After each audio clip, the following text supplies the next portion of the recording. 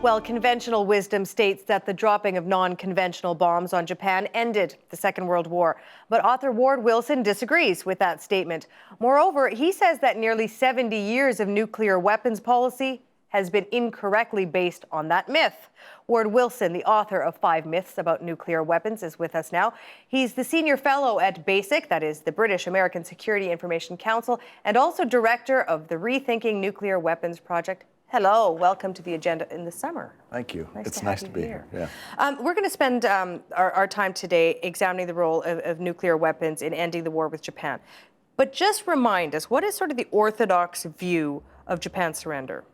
The orthodox view is that the United States bombed Hiroshima on August 6th, and 3 days later they bombed Nagasaki on the 9th, and on the 10th the Japanese indicated that they wanted to surrender, although the actual surrender was several weeks later.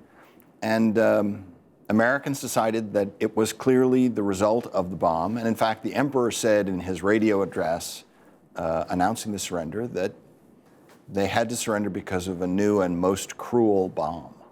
So point A leads to B, leads to C, direct line, this is the reason. That's what most people believe. It's a really simple story, and it fits, and if you look at the facts kind of from a distance, it seems perfectly logical. Okay, in a general sense, because we're going to talk about this in quite some detail, but in a general sense, what's the other view, the opposing view to that narrative? Well, in 1964, an American historian published a view that said that that the U.S. bombed Hiroshima even though they didn't need to because Japan was already going to surrender, and so it was immoral for the U.S. to have bombed Hiroshima and Nagasaki.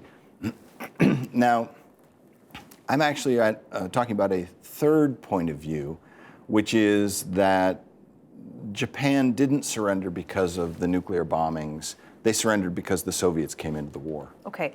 How common is this revisionist view? We have all heard, I mean, we were all taught growing up and believed that bombing had that ABC narrative, right? One led to next, led to next. How common is the revisionist view in public discourse? Well, the revisionist view, which is this, it was immoral and Japan was going to surrender anyway view, has actually been pretty widely discussed among historians and in political science circles and so on. And some people know about it. This new view that it was the Soviets that caused the Japanese to surrender is really very new, just in the last 10 years, and is not very widely discussed. And that's where I mean, that's the view you uphold, that's what happened.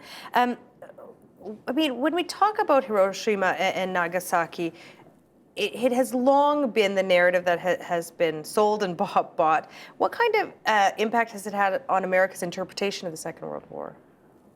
Well, Hiroshima fits really well with a bunch of our national myths, and it's kind of the capstone of all our efforts. We think of ourselves as inventors and entrepreneurs, and not really as soldiers like the Germans are a warlike nation, but we're kind of farm boys. And the bomb is the embodiment of an inventive people that creates a weapon that can win a war when nothing else could. So the bomb really fits with our sense of ourselves. And when, you talked about the last 10 years or so, this sort of revisionist view really emerging, to what extent is that sort of based on hindsight? I mean, it becomes so clear looking backwards, but not so clear, obviously, looking forward. Well, hindsight's funny because once you kind of think you know the story, unless you go down and examine the facts at the lowest level of detail, hindsight can kind of obscure stuff. In fact, there were some stories on the agenda in last winter and in the spring about the lack of historical knowledge in Canadian high schoolers and college kids. And I think that this is a kind of a similar problem. We have this simple story about Hiroshima. It kind of fits the facts. And if you don't look too closely, it's pretty persuasive. Thank you for watching the agenda, paying close attention. Excellent, excellent. Okay, yes, looking back has its advantages and disadvantages, and history, we always have revisionism in history. How much resistance is there when it comes to this part of American history to revisiting what really might have happened? Well, there's a lot of resistance. There's resistance in the United States. There's resistance in Japan, where the bomb also serves their purposes. It's very hard to get people to give up their myths. We laugh, my friends.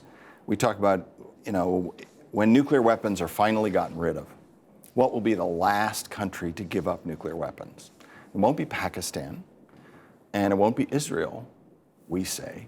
It'll be France. Because nuclear weapons are such an important part of France's identity.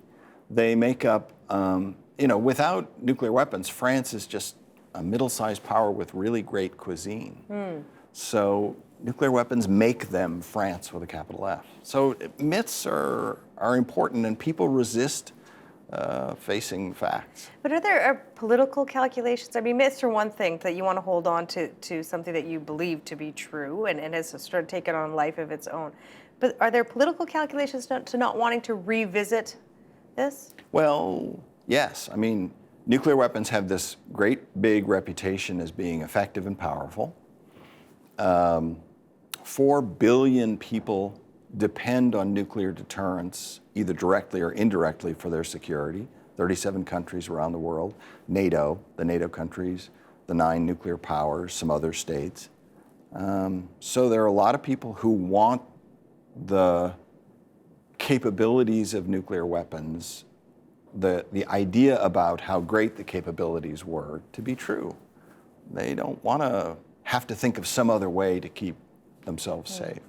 Okay, let's go back to Japan at early 1940s up to August 6, 45. I want to unpack the interpretation of Japan's surrender. Prior to the bomb being dropped on Hiroshima on August the 6th, what kept the Japanese from surrendering? Well, primarily they had a very strong warrior culture. The military had largely taken control of the government. A lot of people think that the emperor was in charge of everything because he's an emperor.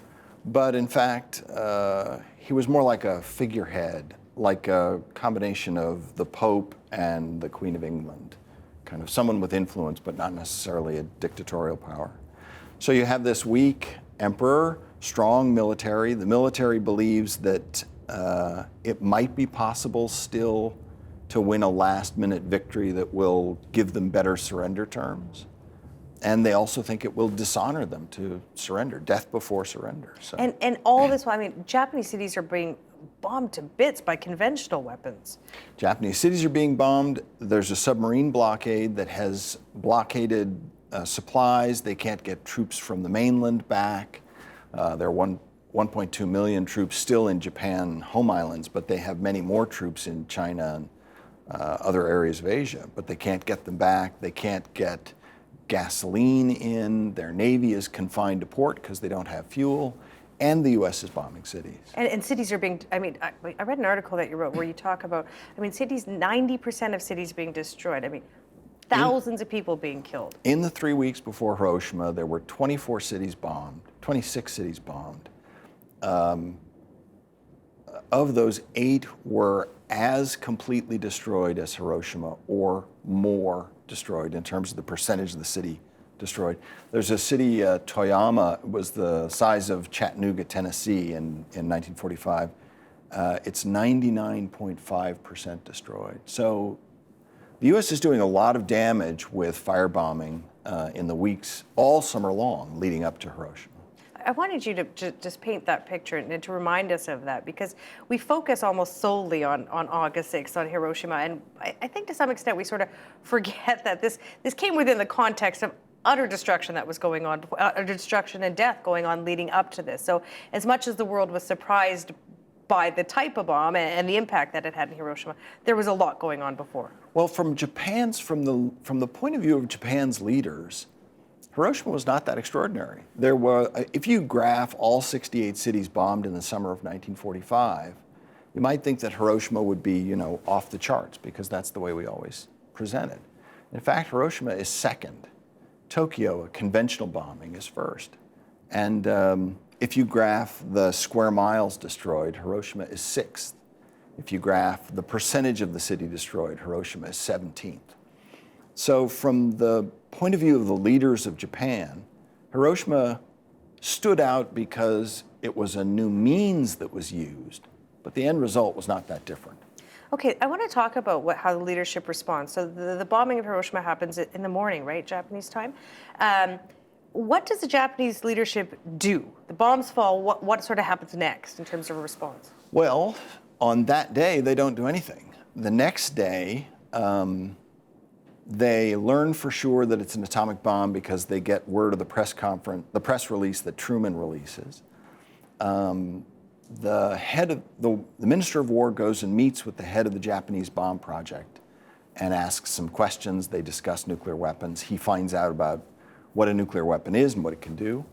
And then on Wednesday, the foreign minister goes to the premier and says, we should have a meeting of the Supreme Council about this. The Supreme Council is the ruling body, effectively, of Japan. And the premier says, he checks with the military guys and he says, no, it's not that important. It's not important enough. Hiroshima being bombed with a new kind of bomb is not important enough to convene a meeting of the Supreme Council. Then something else happens, and then they do meet the next day. So the fact that they think about having a meeting and don't, and nothing seems to be happening up until Thursday is kind of the giveaway. The giveaway in terms of that the bombing didn't lead to the surrender. Right. Okay, so parse that a little bit more for me. Well, so midnight on August 8th, 9th, the Soviets, which have been neutral, they had a neutrality pact set to run for 5 years. They declare war. They invade Manchuria with 1.5 million men. They have a 5-to-1 superiority in tanks. They invade Sakhalin Island, which is just to the north of the Japanese home islands. And they make rapid progress. Within 6 hours of that news arriving in Tokyo, the Supreme Council is meeting to discuss unconditional surrender for the first time in the war. So from the Japanese point of view, the 9th is the crucial day. And you ask yourself, well, why was that the first time they met to discuss surrender? Well, it can't have been Nagasaki because that happens later in the day while they're meeting. It probably wasn't Hiroshima because that was 3 days earlier. And they had this discussion about having a meeting and they decided not to. And you make the point that if it was a real crisis, if they saw it as a real crisis, they don't wait even hours to get together. Right. Well, you look back at history. I mean, JFK was in bed on October 16th at 8:30 in the morning, and McGeorge Bundy brings word to him that the Soviets are sneaking missiles into Cuba. Less than 2 hours and 45 minutes later, they have selected an emergency committee, brought them to Washington. They're sitting in the White House talking about what to do. So the notion that the Japanese leadership took 72 hours when they didn't do anything about Hiroshima, thought about meeting about it, decided not to, and then decided to discuss surrender, if the reason that they decided to meet to discuss surrender on Thursday is Hiroshima, they're schizophrenic or something because, they've decided not to, then they decide to, back and forth anyway. Okay, so then bringing the Soviet Union into this, how decisive is it that the Soviet Union declares war on Japan then? Well, think about any war in which you add a great power to the war. Usually that has a decisive impact. The Soviets once they conquer Sakhalin Island, they'll be 21 miles away from the northernmost island of Japan. Japan's troops are all dug in on the east side of the island. The Soviets are going to invade from the west. So the Soviets are really poised to be in Japan in 10 to 14 days. So the Japanese had figured out that we were probably going to invade Kyushu, the southernmost island, in November or something. They weren't exactly sure, but they knew it wasn't going to be for a while. When the Soviets enter the war, it changes the time frame of decision from months to days. And what's Truman saying, I mean, in terms of how much does he attribute the surrender of Japan to the Soviets? Well, in his memoirs and in his post-war statements, he never says that it was the Soviets. But if you look at what the US government was saying at the time, there are clear indications. The bomb project, the people building nuclear weapons were planning to build 9 more nuclear weapons. Obviously, if you expect the first 2 to be decisive, you don't continue to build bombs. James Forstall, the Secretary of the Navy, said they should replace MacArthur, who was going to be the commander of the invasion of Japan. This is going to cause, and replace him with a Navy guy. This is going to cause a firestorm of bureaucratic fighting in Washington. You don't do something like that if you're expecting the war to end. Secretary of War Stimson is on his way out of town to vacation at his farm in Long Island when the Japanese surrender offer arrives. Obviously, he wasn't expecting Japan to surrender. George Marshall, the Secretary of the Army,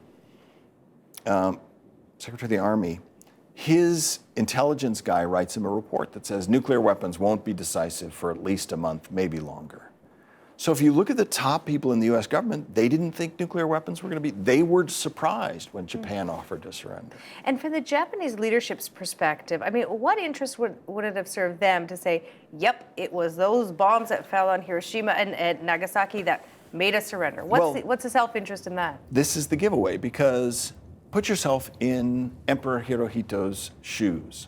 You've led your country into a disastrous war. Your cities are in ruins. The Army and the Navy have been beaten again and again.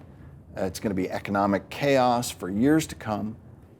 How do you explain this?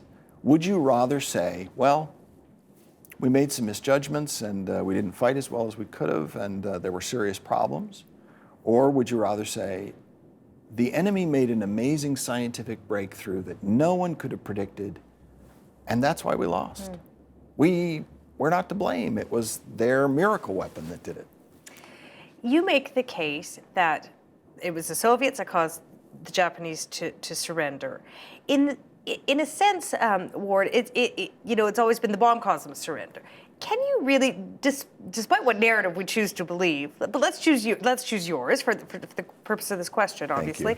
Can it really be as simple as saying the Soviets caused the Japanese to surrender? Is it, again, like sort of a direct line? Well, the problem, I mean, yes, I think so. And partly it's because if you compare the reaction to the Soviet invasion and the reaction to the bomb, it gives you a sense for the difference. The other thing is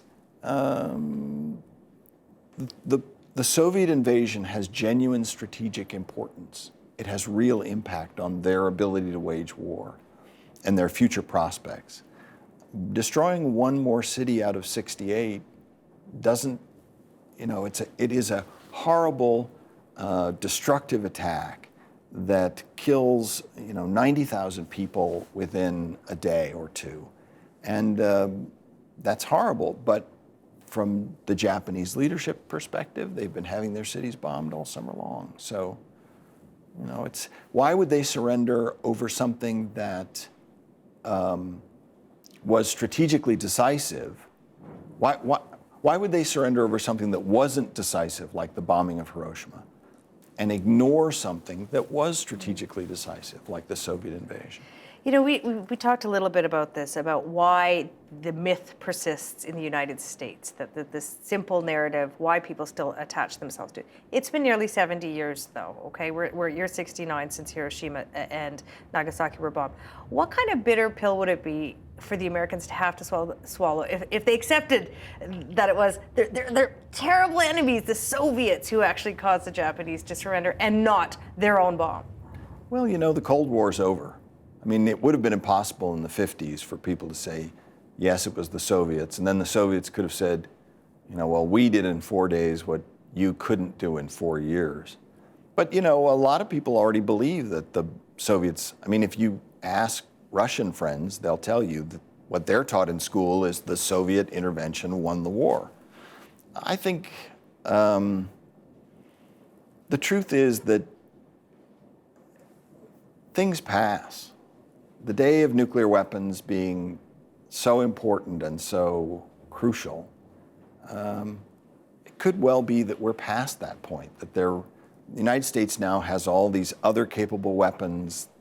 It's enormously conventionally powerful, and maybe we can get over what we did 70 years ago. But I guess my question is, I mean, if I go on to, Main Street America, as we like to say, and tell people this version, the truer version of what happened, do you think they're actually going to accept it?